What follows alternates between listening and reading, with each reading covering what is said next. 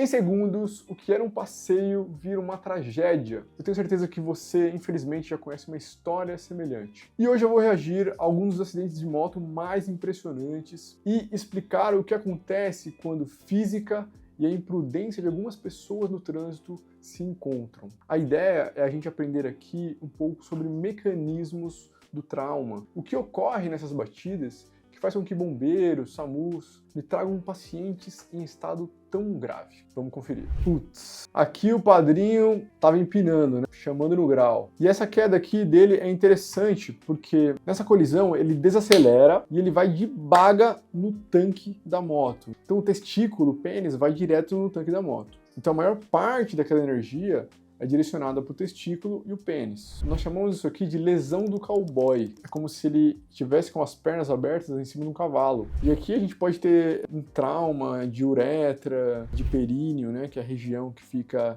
entre o misterioso e o saco, né? Alguns chamam de cossaco. Então pode gerar hematoma escrotal, algo que pode trazer muita dor de cabeça para o nosso motorista.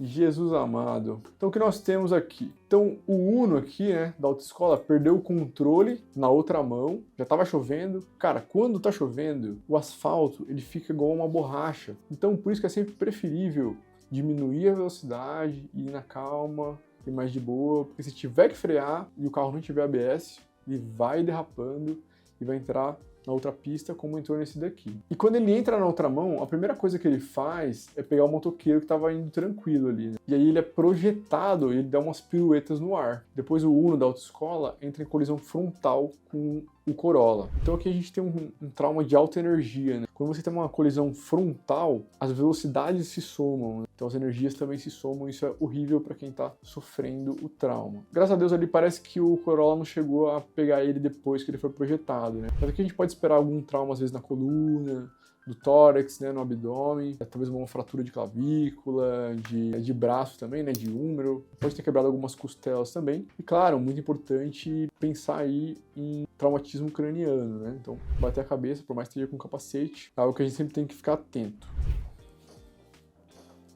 Meu amigo, trauma de altíssima energia, tá? Ele devia estar aí brincando pelo menos uns 120 por hora quando ele foi ultrapassar. E ele pegou a quina do caminhão. E aí você vê ali, ó, que a madrinha provavelmente estava de cinto de segurança, graças a Deus. Não teria sido projetada para fora do veículo, né? Então aí o cinto de segurança salvando vidas. Aqui a gente pode lembrar da síndrome do cinto de segurança. O que acontece na batida ali é que o corpo dela tende a continuar fazendo o movimento. É um movimento de inércia, né? E o cinto segurar. E ele segura muito forte ali, principalmente ali o tórax e o abdômen. Nessa de segurar muito forte o abdômen, nessa parte de baixo do cinto, pode causar lesões em vísceras ocas, né? Em intestino. Tem até essa imagenzinha bem bonita aqui, que mostra o intestino sendo comprimido. Isso pode causar sangramentos, lesões importantes, né? Que pode fazer a gente pensar como se essa paciente chega para mim, por exemplo, e eu vejo que tem um hematoma no abdômen dela, né, e também no tórax, pensando no cinto de segurança. Tem que suspeitar desse tipo de lesão. E voa muito vidro também, né? Pode ter cortado, feito algum corte, algum ferimento no rosto, né? Ou algum corte no pescoço também que tenha que suturar também. Então, direto de Tabatinga, nossa! Ah, não, mas aqui vou puxar a orelha porque tem que puxar. Aqui nós temos dois imprudentes, né? Vamos ver se você identificou os dois imprudentes aqui. Bom, a madrinha ali sem capacete, tá errada. E o padrinho da garupa sem capacete também. Pior, ele parece menor de idade. O padrinho que estava dirigindo, que estava com capacete também, tá errado em levar um passageiro dessa maneira. Então, nesse tipo de colisão, o que eu perguntaria? Se usavam ou não um capacete, para eu entender o quanto de energia pode ter sido direcionado para a cabeça do paciente, em qual velocidade essas motos estavam, para eu também ter noção da gravidade. E se bateu a cabeça, bateu contra o quê? Foi no outro motoqueiro, foi na moto, foi projetado e bateu a cabeça num poste ou num outro carro. Tudo isso vai me fazendo pensar em coisas mais graves, né? Ou se o paciente desmaiou no local, teve perda de consciência, ou se ele vomitou. Tudo isso me remete a lesões cerebrais, né, de traumatismo craniano, que podem ser muito graves. Isso aqui é muito interessante, né? Eles estavam andando sem capacete. Eu trabalho numa região da Zona Sul que, cara, é incrível. Tem uma parte de lá que é cultural deles andar sem capacete. E eles acabam achando que andar de capacete é algo meio cafona, assim, não muito descolado. O piloto, o motoqueiro que pilota muito, não precisa de capacete, né? Esse é o pensamento que paira ali sobre a região. Obviamente é uma região que tem uma vulnerabilidade socioeconômica muito importante. Mas eu quero que você saiba que, olha só, a gente está em 2025 e a gente está falando de São Paulo, Zona Sul, tem lugares que o pessoal anda de moto sem capacete, né? E o tanto de pacientes que eu perco lá nesse lugar por conta que chegou lá, estavam andando sem capacete, e também pacientes que morreram depois, ficaram em estado graves. Essa aqui é uma das situações mais comuns, tá? Cruzamento, a moto pega o carro de lado. Você tem uma colisão lateral e o motoqueiro, o motorista, geralmente ele desacelera ali, faz aquela lesão do cowboy, dá uma cambalhota e acaba caindo ali mesmo. Mas, nessa situação em específico, nós temos um agravante que é o garupa. Cara, o garupa, ele sempre leva a pior nesses casos. Por quê? Porque ele é catapultado para depois do carro, né? Então, toda aquela energia vai para ele e o que é mais grave é onde ele vai parar, porque geralmente ele vai bater em alguma coisa, né? Vai bater a cabeça no chão, vai bater a cabeça em outro carro. Às vezes ele é projetado para outra pista e é atropelado. E no caso desse vídeo aqui, o motorista ele levanta, pega a moto e vai atrás do garupa. A madrinha ali está deitada e não consegue levantar. Provavelmente está mais grave do que o motorista. Então anota isso aí. A maioria das vezes o garupa sempre leva a pior. Mas antes, se você não é inscrito no canal, já vou te pedir para deixar aquele like, se inscrever no canal. Isso me ajuda a saber se estão gostando desse tipo de vídeo, se eu faço mais assim ou se eu mudo. Então, por favor, já vai deixando aquele like. Meu Deus. Aqui não tem moto. Aliás, tem uma moto ali, mas é tragédia também, né? Nossa, olha o rapaz ali. Cara, o cara foi muito ninja, o caminhoneiro. Muito ninja. Mandou muito bem. Uma explosão que se alastrou muito rápido, né? Extremamente rápido. Muita energia ali envolvida. Provavelmente devia ser um caminhão de combustível, né? Aqui, o que eu quero que você leve? Tá? No incêndio, claro, obviamente, tem que fugir do fogo e da fumaça. Fogo a gente acaba fugindo mesmo porque queima e a gente fica mais... já tende a fugir naturalmente. Mas a gente tem que lembrar que a fumaça pode causar uma asfixia química pelo monóxido de carbono. Posso te lembrar que ele tem muito mais afinidade com a hemoglobina do que o oxigênio, cerca de 200 vezes mais. Às vezes a pessoa tá ali no incêndio, aí quer ajudar outra pessoa e fica ali naquela fumaça, fica na fumaça, quando vê, começa a ficar asfixiada por falta de oxigênio. Porque tem oxigênio ali, mas a hemoglobina, que é a célula que vai se ligar no oxigênio, não consegue com todo o monóxido de carbono.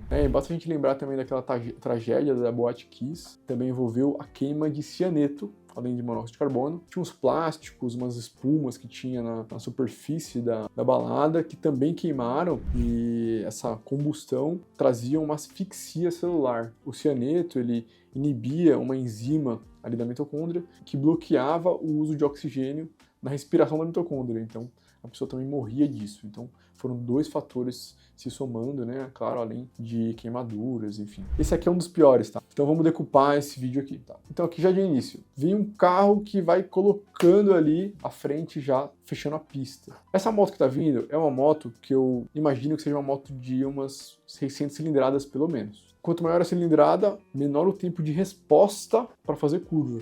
Então, você vê que ele até tenta desviar do carro ali, só que não dá tempo. Não é o suficiente. Ele bate, ele é atropelado e ele é projetado pro mato com a moto. Então, assim, um trauma de altíssima energia, mas na minha opinião, esse motoqueiro não deve ter resistido. E depois, o carro preto que vinha lá atrás, no pau, correndo pra caramba, se assusta, entra na contramão e colide com outro carro. Cara, essa colisão frontal, como nós já vimos aqui, lembre-se que as velocidades, elas se somam. Quando elas se somam, se cada carro tivesse ali a 120, vamos supor que cada carro tivesse 120 por hora. Mas 120, tá 240 km por hora. Muita energia, né? Os carros ficaram extremamente deformados, né? A gente observa. Os motoristas dos carros ainda podem ter sobrevivido, né? A gente pensa aí em lesões cervicais, né? Por causa da hiperextensão que faz na colisão, né? Então, vamos lembrar que tá aqui o volante, né? Então, esse movimento de bater, bate, ricocheteia, né? É muito forte, né?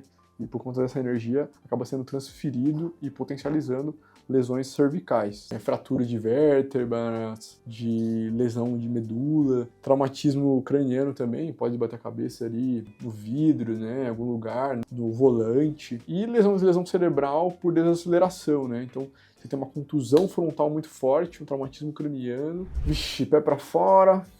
Tragédia, né? Calça rasgada.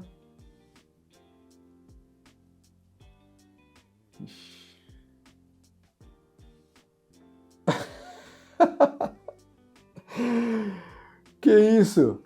O padrinho tá mandando ali, ó. Suquinho, franguinho empanado, suquinho de morango. Esperando o SAMU. Chama. Pelo menos esse não terminou em tragédia. Distração rápida. Você piscou, bateu. Aqui na batida dela a gente vai ver o seguinte, ó. Ela bate a cabeça, dá pra ver que ela bate a cabeça, ó. Bateu a cabeça, ela girou, fez uma cambalhota e caiu no chão. A maior parte da energia aqui que a gente consegue observar foi transferida para a cabeça, que foi, a moto tá aqui, né? Você consegue visualizar, você viu aqui também. Então, o que mais me preocupa aqui é o traumatismo craniano. Me parece que ela tá inconsciente também, porque ela não se mexe ali, tá borrada, mas parece que ela não se mexe. Então, ela tava muito rápida. Essa me parece uma moto de 900 cilindradas. Quanto maior a cilindrada, menor o tempo de resposta que você tem para poder desviar. Essas motos são mais gostosas de dirigir, são mais rápidas, são mais robustas, mas também são mais perigosas. E a gente tem que lembrar disso. Ela não sei, cara. Ela realmente não sei. Nossa, padrinho. Fica até difícil de analisar aqui, viu? Não, vou de novo isso aqui. Não, vamos lá, então. O padrinho tava vindo sem capacete. Já toma aí essa carteirada. Devia estar mamado, né? Porque fica até difícil analisar a cinemática do trauma. Mas ele se desequilibrou e caiu, bateu, me parece que ele bateu o ombro. Deixa eu ver o ombro. Ele bateu o ombro, talvez a cabeça também. E deixou a moto cair no rio. Provavelmente a moto foi com o rio. Que prejuízo, hein, cara? Mas não tem muita coisa grave aqui não, ainda bem. A coisa mais grave aqui mesmo é que ele é muito ruim de volante. Nesse vídeo aqui, a gente consegue perceber claramente que a carreta estava tranquila, estava na dela. É um Onix isso? Acho que é um Onix, não sei. Ele entra na contramão por um motivo X. A gente não sabe se ele dormiu, se estava mexendo no celular, estava numa curva, né? Mexendo no celular, às vezes sai ali, ó, mexendo no celular, pronto. Por uma imprudência da outra pessoa, a carreta desvia, invade a outra pista e pega o Fox. Olha o Fox, olha isso. Eu vejo um ursinho voando, não sei se esse ursinho vem da carreta ou vem do Fox, imagino que seja do Fox. E eu vejo pernas ali, braço ou perna? Eu vejo pernas ali, tá? Eu vejo duas pernas, que eu acho que veio da carreta. Talvez podia ser que pode ser do próprio motorista ou pode ser de algum passageiro que estava junto na carreta. Então assim, acidente gravíssimo, alguém projetado para fora do veículo me traz a ideia de que alguém não estava usando o cinto de segurança também. Então, vítima que foi projetada, nossa, eu tenho que ficar ligado. Nossa!